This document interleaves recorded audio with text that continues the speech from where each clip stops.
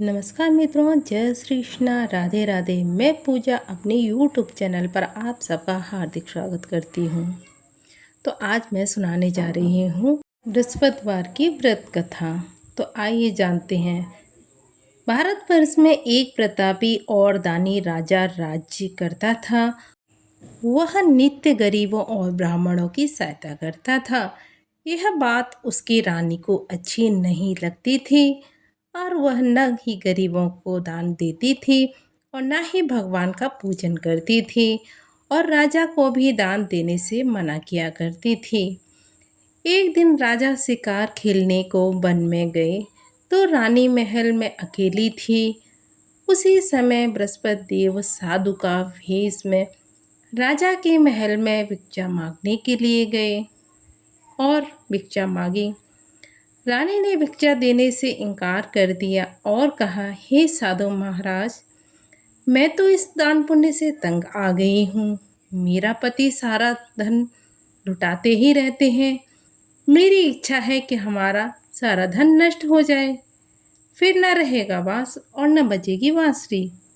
साधु ने कहा, देवी, तुम तो बड़ी विचित्र हो। धन संतान तो सभी चाहते हैं, पुत्र और लक्ष्मी तो पापी के घर भी होने चाहिए। यदि तुम्हारे पास धन अधिक है तो भूखे को भोजन दो, प्यासे को प्याऊ लगवाओ और फिर मुसाफिरों के लिए धर्मशाला खुलवाओ। और जो निर्धन और कुंवारी कन्याएं हैं उनका विवाह नहीं हो रहा है तो उनका विवाह करा दो। ऐसे और कई काम हैं जिन्हें करने से तुम्हारा यश लोक परलोक में फैलेगा। परंतु रानी पर उस उपदेश का कोई प्रभाव नहीं पड़ा।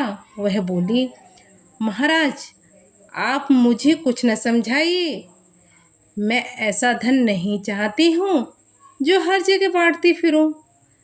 साधु ने उत्तर दिया, यदि तुम्हारी इच्छा है तो हम तुम्हें तथास्तु बोलते हैं। तो साधु महाराज ने तथास्तु कह दिया। तुम ऐसा करना कि बृहस्पतिवार को घर लीप कर पीली मिट्टी से अपना सर धोकर स्नान करना, भट्टी चढ़ाकर कपड़े धोना। ऐसा करने से आपका सारा धन नष्ट हो जाएगा। इतना कहकर वह साधु महाराज वहाँ से अलोप हो गए।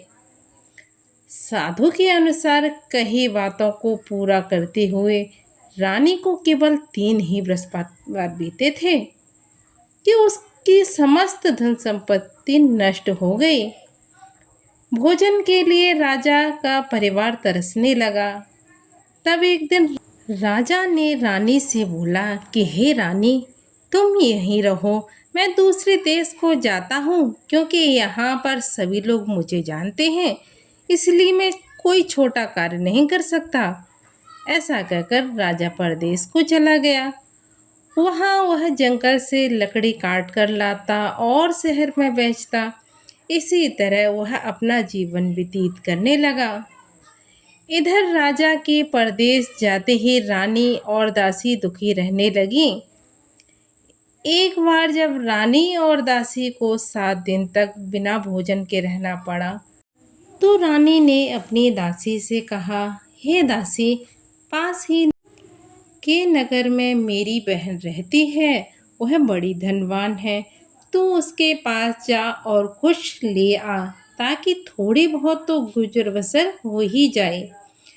दासी रानी की बहन के पास गई। उस दिन गुरुवार था और रानी की बहन उस समय बृहस्पतिवार व्रत की कथा सुन रही थी।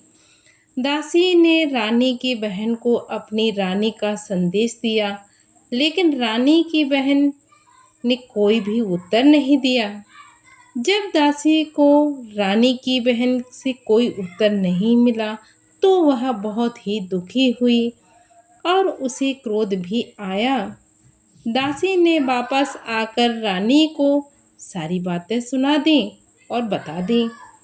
सुनकर रानी ने अपने भाग्य को कोसा। उधर रानी की बहन ने सोचा कि मेरी बहन की दासी आई थी परंतु मैं उससे नहीं बोली, इसलिए वह बहुत दुखी हो गई। कथा सुनकर और पूजन समाप्त करके वह अपनी बहन के घर आई और कहने लगी, हे बहन, मैं बृहस्पतिवार का व्रत कर रही थी। तुम्हारी दासी मेरे घर आई थी, परंतु जब तक कथा होती है तब तक न तो उठते ही हैं और ना ही बोलते हैं, इसीलिए मैं नहीं बोली। कहो दासी क्यों गई थी? रानी बोली, बहन तुमसे मैं क्या छुपाऊं, हमारे घर में खाने को अनाज तक नहीं। ऐसा कहते कहते रानी की आंखें भर आईं। उसने दासी समेत पिछले 7 दिनों से भूखे रहने की बात अपनी बहन को विस्तार पूर्वक सुना दी। रानी की बहन बोली, देखो बहन, भगवान बृहस्पति देव सबकी मनोकामना पूर्ण करते हैं। देखो शायद तुम्हारे घर में अनाज रखा हो। पहले तो रानी को विश्वास नहीं हुआ, पर बहन के आग्रह करने पर उसने अपनी दासी को अंदर भेजा तो उसे सचमुच अनाज से भरा एक घड़ा मिल गया। यह देखकर दासी को बड़ी हैरानी हुई।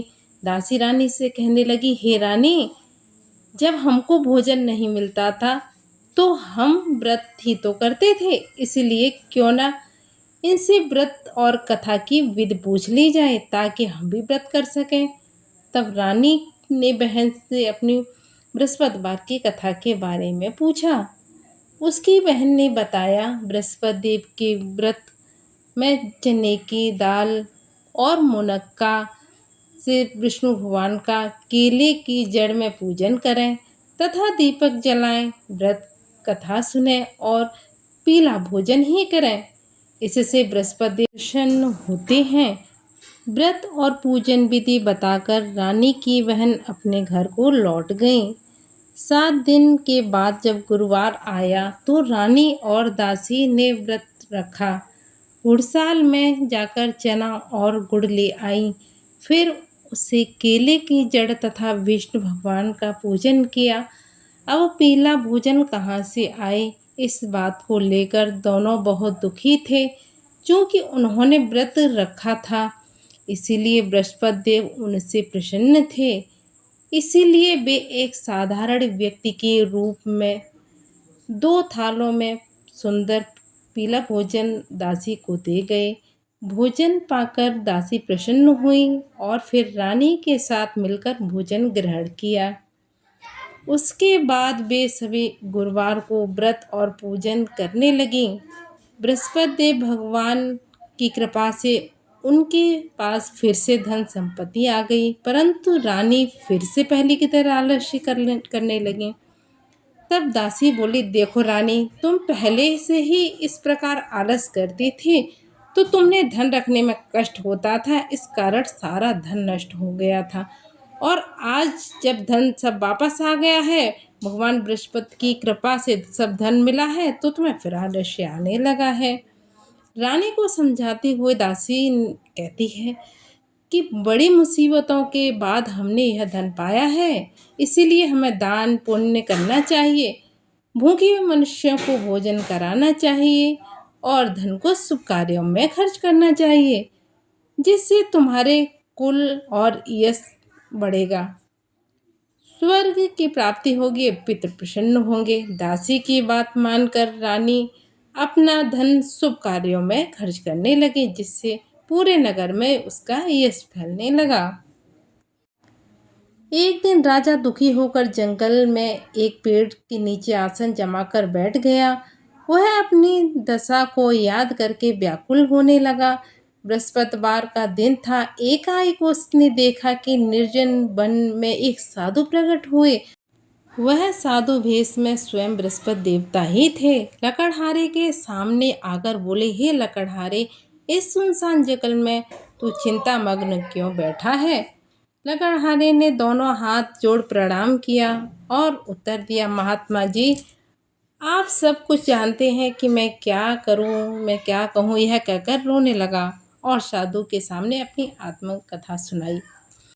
महात्मा जी ने कहा, तुम्हारी स्त्री ने बहुत ही ज़्यादा बृहस्पति देव का निरादर किया था, जिसके कारण रुष्ट होकर उन्होंने तुम्हारी यह दशा कर दी। अब तुम चिंता को दूर करके मेरे कहने पर चले जाओ तो तुम्हारा सब कष्ट दूर हो जाएगा और भगवान पहले से भी अधिक संपत्ति तुम्हें देंगे। तुम बृहस्पति के दिन कथा किया करो, 2 पैसे की चने मुनक्का लाकर प्रसाद बनाओ और शुद्ध जल में लोटे में शक्कर मिलाकर अमृत तैयार करो।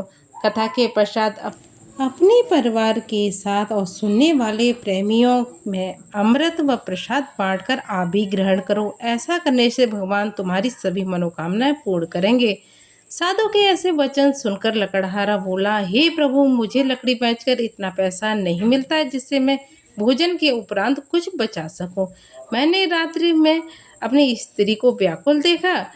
मेरे पास कुछ भी नहीं जिससे मैं उसकी खबर मंगा सकूं। साधु ने कहा, हे लकड़हारे, तुम किस बात की चिंता करते हो? बृहस्पति के दिन तुम रोजाना की तरह लकड़ी लेकर शहर को जाओ। तुमको रोज से दुगना धन प्राप्त होगा जिससे तुम भली भांति भोजन कर लोगे तथा बृहस्पति देव की पूजा का सामान भी आ जाएगा। इतना कहकर साधु अंत ध्यान हो गए। धीरे धीरे समय व्यतीत होने लगा। फिर वही बृहस्पतिवार का दिन आया। लकड़हारा जंगल से लकड़ी काट कर किसी शहर में बेचने लगा। उसे उस दिन और उस दिन से अधिक पैसा मिलने लगा।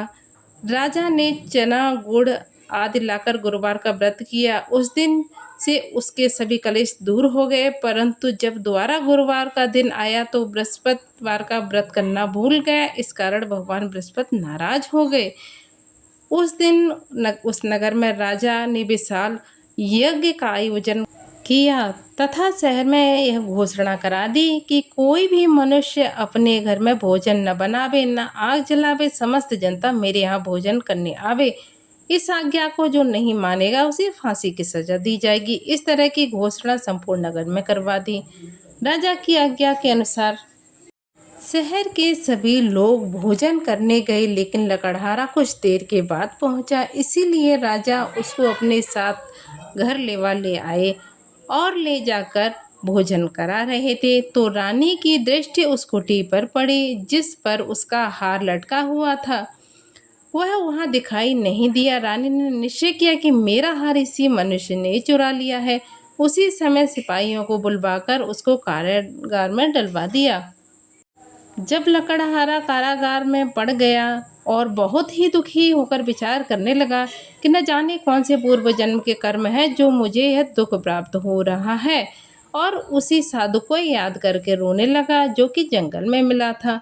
उसी समय तत्काल बृहस्पति देव साधु का रूप प्रकट करके आए और उसकी दशा को देखकर कहने लगे, अरे मूर्ख, तूने बृहस्पति देव की कथा नहीं कराई, इसी कारण तुझे यह दुख प्राप्त हुआ। अब चिंता मत कर। बृहस्पतिवार के दिन कारागार के दरवाजे पर 4 पैसे पड़े मिलेंगे। उनसे तू बृहस्पति देव की पूजा करना, तेरे सभी कष्ट दूर हो जाएंगे। बृहस्पति के दिन उसे 4 पैसे मिले। लकड़हारे ने कथा कही। उसी रात्रि को बृहस्पति देव ने उस नगर के राजा को स्वप्न में कहा कि हे राजा, तुमने जिस आदमी को कारागार में बंद कर दिया है वह निर्दोष है, वह राजा है, उसे छोड़ देना। रानी का हाथ उसी खुटी पर लटका है। अगर तू ऐसा नहीं करेगा तो मैं तेरा राज्य नष्ट कर दूंगा।